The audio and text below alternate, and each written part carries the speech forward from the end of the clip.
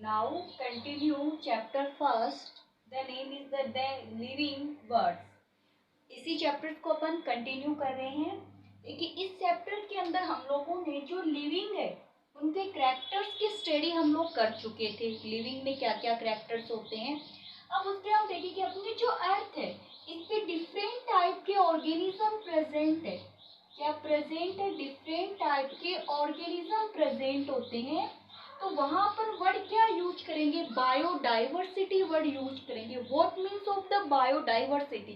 तो biodiversity means many variety of species या many variety of living organism, यानी many variety of living organisms found on the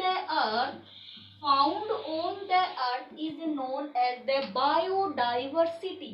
देखिए bio means life, diversity यानी different form.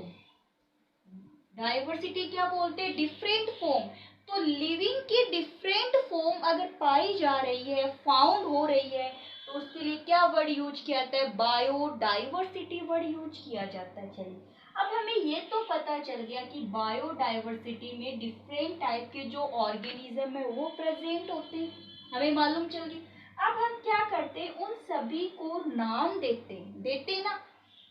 जितने भी organism होते हैं उन ऑर्गेनिज्म को नाम दिया जाता है। उसी नाम के बेस पर उनकी ऑल द वर्ड के अंदर क्या होती है? आइडेंटिटी होती है।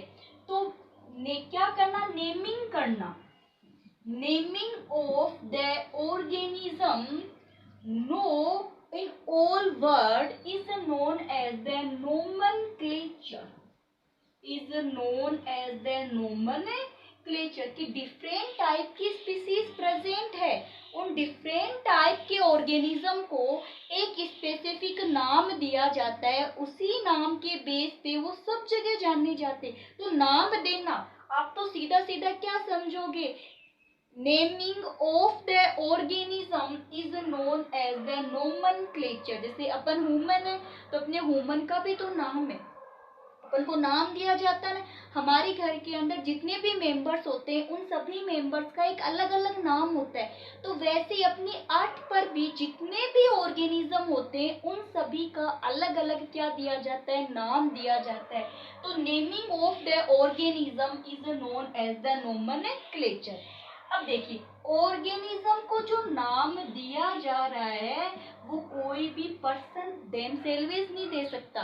ठीक है, लोकल नाम तो कोई भी देते, लेकिन ऐसे नाम जो सब जगह जाने जाते हो एक पर्टिकुलर नाम दिया जाता है।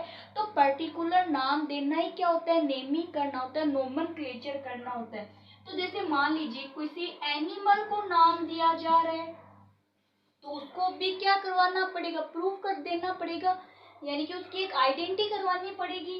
अगर प्लांट को भी अगर नाम दिया जा रहा है तो उसकी भी एक अलग से एजेंसी होती है।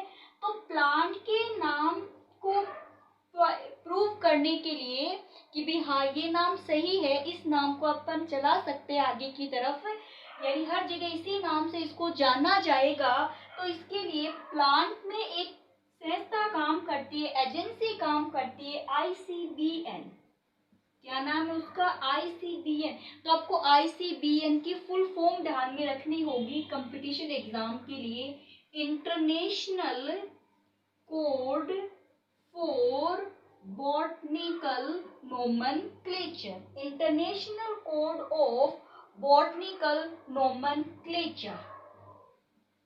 नोमेनक्लेचर, ठीक है। वापस लिखो क्या? वापस लिख देती हूँ एक बार। आई का मीन्स क्या हो गया? International. International.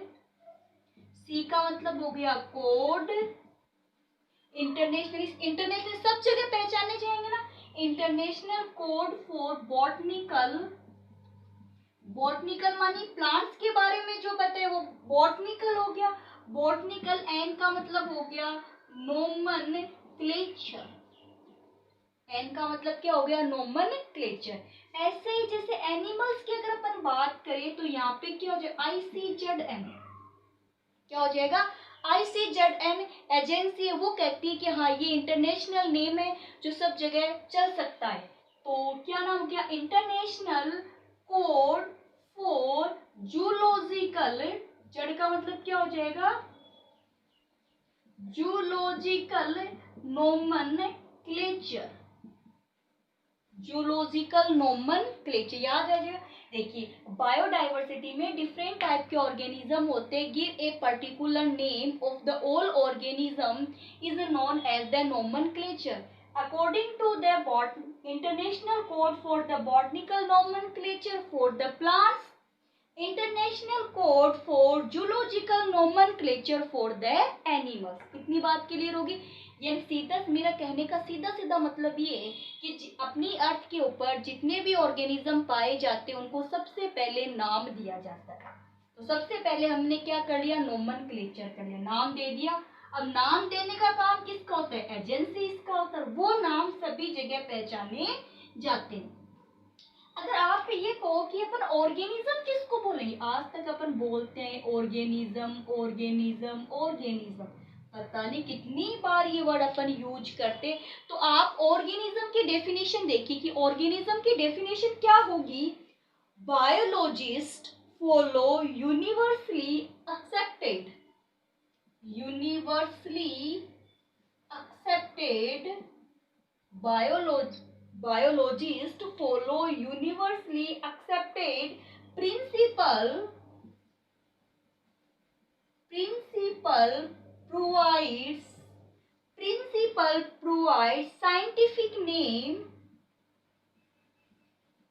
scientific name to known as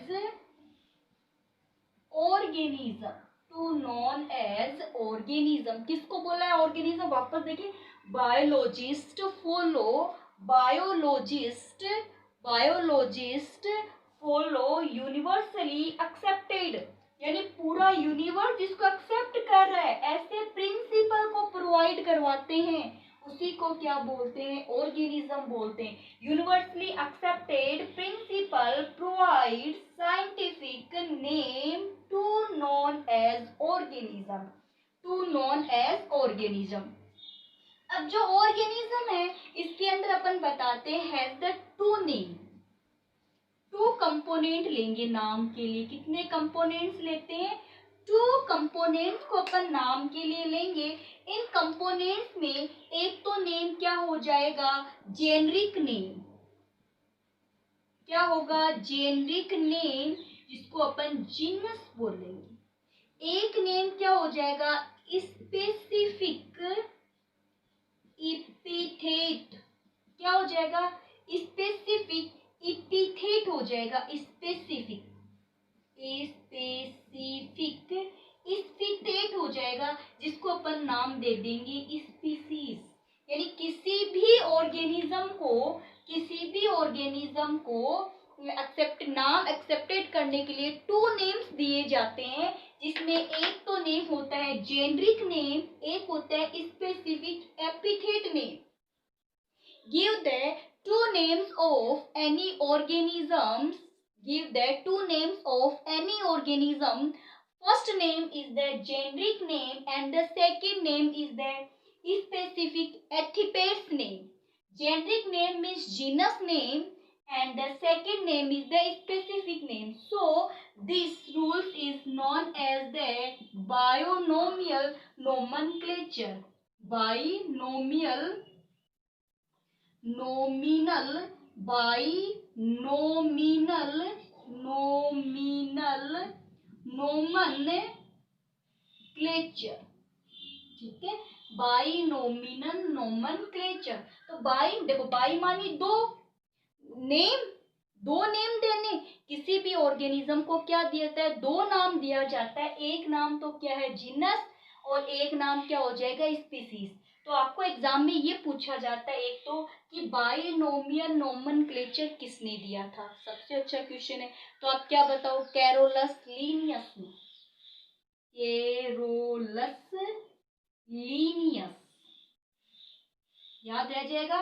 binomial nomenclature किसका है, कैरोलस लीनियस का, ये साइंटिस्ट है कैरोलस लीनियस, ठीक है। अब बाइनोमियल नोमेनक्लेचर है क्या? According to binomial nomenclature, give the two name of the any organism. First name is the generic name according to the genus and the second name is the specific epithet यानी species.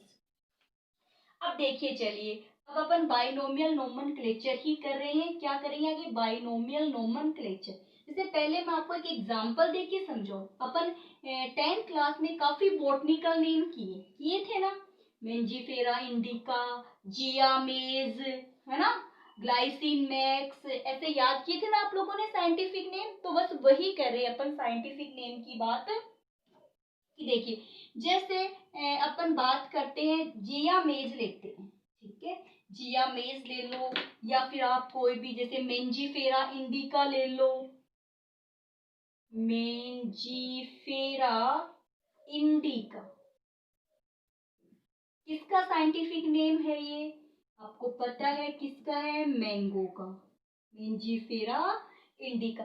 आम खा के जैसे मजे आते हैं ना, अपन आम खाते तो हमें बहुत अच्छा लगता है, मजा आता है, वैसे ही इंडिका गाड़ी में बैठेंगे तब भी हमें मजा आएगा.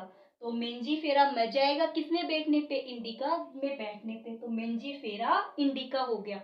अब देखिए कि जो साइंटिफिक नेम जो दिए जाते हैं, बाइनोमियल जो नोमेनक्लेचर दिया जा रहा है, first of all give the two name. The first name is the genus name and the second name is the specific species name. Genus first letter is the capital letter. Genus का first letter किस में लिखोगे? Capital letter में लिखोगे. और species का first letter किस में लिखोगे? स्मॉल लेटर में लिखोगे. एक रूल. सेकेंड, ये जो साइंटिफिक नेम लिए जाते हैं लैटिन लैंग्वेज से है. कौन सी लैंग्वेज से लिए जाते हैं? लैटिन लैंग्वेज से है. तो लैटिन लैंग्वेज जो होगी, या तो टाइपिंग करेंगे, तो टाइपिंग के अंदर जो अपन वर्ड लिखेंगे वो थोड़े से तिरछी लिख देते हैं, टेढ़े लिख देते हैं.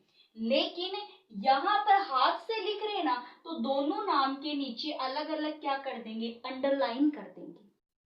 तो क्या क्या है बाइनोमियल नोमेनक्लेचर में? लैटिन या इटालिक लैंग्वेज भी बोल सकते हो आप. लैटिक या इटालिक लैंग्वेज से डेराइव्ड हुए हैं. First name is the genus name, second name is the species name. Genus first letter is the capital और species first is the small letter. Doing the head right, then different separate underline the both name, species genus name and the species name. बस इतनी सी बात ध्यान में रखनी. ये rules, ये क्या हो गया? बाइनोमियल नोमेनक्लेचर हो जाता है. चलिए नाम दे दिया, ठीक है, नाम भी दे दिया, बाइनोमियल नोमेनक्लेचर भी कर दिया. किसका था? कैरोलस लीनियस का. ऐसे तो बहुत सारे नाम हो गए, फिर हो गए ना. तो इसीलिए हमारा नेक्स्ट क्या आएगा? क्लासिफिकेशन. क्लासिफिकेशन. अब देखिए क्लासिफिकेशन क्या है? क्लास फिक्सेशन माने डिवाइड करना. इसकी जगह मैं लिख दूं ग्रुप. कि अर्थ पे बायोडाइवर्सिटी है, बहुत सारे ऑर्गेनिज्म पाए जाते हैं अर्थ पे. तो इतने सारे ऑर्गेनिज्म के अपन स्टडी नहीं कर सकते. उनके बिहेव का पता नहीं चल सकता, उनके हैबिटेट का पता नहीं चल सकता, हैबिट का पता नहीं चल सकता, उनमें रिप्रोडक्शन किस टाइप का होता है, ऐसे कुछ भी नहीं मालूम होता. अर्थ पे इतने ऑर्गेनिज्म पाए जाते, इसीलिए सभी ऑर्गेनिज्म की इजिली से स्टडी करने के लिए उनको किस में डिवाइड कर देते हैं? ग्रुप्स में डिवाइड कर देते हैं. अब मैं आपको एग्जांपल दूं, जैसे अपन स्कूल का ही एग्जांपल लेते हैं. स्कूल के अंदर आपका डिवाइडेशन किया जाता है ना, section A, section B, section C, section D. क्यों किया जाता है? ताकि आपको इजिली से स्टडी करवाई जा सके. हर एक पर्टिकुलर स्टूडेंट के अंदर क्या कमी है उसमें, है ना, उन कमियों को दूर किया जा सके. तभी तो आपके सेक्शन डिवाइड किए जाते हैं. किस बात के लिए? इजिली से स्टडी करने के लिए. तो ऐसे ही अर्थ पर भी मैनी ऑर्गेनिज्म प्रेजेंट है उन ऑर्गेनिज्म की इजिली से स्टडी कर सके, इसीलिए उनको किस में डिवाइड किया जाता है, ग्रुप्स में डिवाइड किया जाता है। तो a device in which divide the organism in many groups for the easily study is known as the classification, is known as the classification। देखिए अब आपको मैं जैसे कैटेगरी के एनिमल्स की बात, जैसे अपन प्लांट्स की बात करते हैं, पहले प्लांट्स में नहीं है क्या, जैसे अपन एक को व्हीट बता रहे हैं, किसी को अपन राइस बता रहे हैं, बताते ना। जैसे अपन एनिमल्स की बात करते हैं तो एनिमल्स के अंदर से डॉग कैटेगरी बना ली, केट की कैटेगरी है, अपन ह्यूमन की कैटेगरी है। इधर से चलते हैं तो बर्ड्स की कैटेगरी, बर्ड्स में भी अपन अलग अलग है, स्पैरो नाम अलग है, पीकॉक नाम अलग है, ऐसे अलग अलग दे रहे हैं। क्यों? उनकी इजली से अपन क्या से कर सके, आइडेंटिटी कर सके, उनको इजली से अपन स्टडी कर सके। तो देखिए जैसे राइस है, ये इंडिविजुअल हो गया ना, इंडिविजुअल ग्रुप्स में डिवाइड करने के बाद में एक इंडिविजुअल को अपन टैक्सा भी बोलते हैं। इनकी जगह अपन क्या वर्ड यूज कर सकते हैं, taxa, scientific term of categories. ये व्हीट की कैटेगरी हो गई, ये राइस की कैटेगरी हो गई, ये डॉग की कैटेगरी है, ये कैट की कैटेगरी। तो कैटेगरी ही वर्ड क्या होता है, टैक्सा होता है। क्लासिफिकेशन क्या है, divide the organism in the groups for the easy study is known as the classification, is known as the classification। Clear हो गया क्लासिफिकेशन? किसी कोई प्रॉब्लम है कि बस आपको डेफिनेशन तो याद रखनी, और क्यों किया है, for the easy the organism divide into the different group, the organism divide into the different group is known as the classification। classification is necessary for the easy study of the organism, easy study of the organism। ये सब classification की वजह से तो हुआ है। Wheat category है, rice category है, डॉग, ये सब क्या है, क्लासिफिकेशन है। और क्लासिफिकेशन कैरेक्टर्स को देख करके, शेप साइज को देख करके, रिप्रोडक्शन प्रोसेस को देख करके क्या किया जाता है, क्लासिफिकेशन किया जाता है। चलिए अब देखिए हमने क्या क्या किया है, आइडेंटिफिकेशन, आइडेंटिफिकेशन कर लिया, पहचान कर ली, फिर नोमेनक्लेचर, उसको क्या कर दे, नाम दे दिया, और क्लासिफिकेशन उसको किस में डिवाइड कर दिया, जिस ग्रुप में आता है उस ग्रुप में। जैसे देखिए आपने क्या किया, क्रॉप को ग्रो किया, ठीक है, अभी जैसे क्रॉप को ग्रो करें और आपको सीरियल मिल गए, दाने मिल गए, ठीक है, सीरियल्स को आपने पहचानना, पहले उसको देखोगे ना वो कौन सी है, तो आपने उसकी क्या कर ली, आइडेंटिटी कर ली। आइडेंटिटी करते ही आपको पहले से पता है कि अगर ऐसी शेप है तो ये तो व्हीट है, फिर आपके तुरंत उसको देख करके आपके माइंड में ये हो गया तो व्हीट है, तो आपने क्या कहा, ये तो व्हीट है ना। चलिए फिर जैसे मान लीजिए क्लास के अंदर अपने स्टडी कर रहे हैं, मैं आपके सामने ना राइस रख दूं, आपको भी जैसे मैं नाम नहीं बता रही, मैं अलग अलग पैकेट बना के लाई हूँ, मैं राइस लाई हूँ और व्हीट लाई हूँ, ठीक है। अब मैं आपको कहूंगी कि देखिए, तो आप पहले आइडेंटिटी करोगे, मैं क्या कहूंगी, पहले देखो और देख करके मुझे ये बताओ कि ये क्या है, ठीक है, और आप इसको किस ग्रुप में दोगे। आपने देख लिया, देख करके आपने कहा ये एक तो ना राइस है और एक व्हीट है, पहले आइडेंटिटी कर लिया आपने, फिर आपने देखते उसको नाम दे दिया, राइस और व्हीट नाम दे दिया आपने उसको, ठीक है। अब आप इस क्या कहोगे, ये तो सीरियल है, क्या है ये तो सीरियल से दाने हैं, ये तो अनाज है, ये तो ये बात कहोगे आप। तो आपने किसको किस ग्रुप में दे दिया, सीरियल वाला क्लासिफिकेशन कर दिया।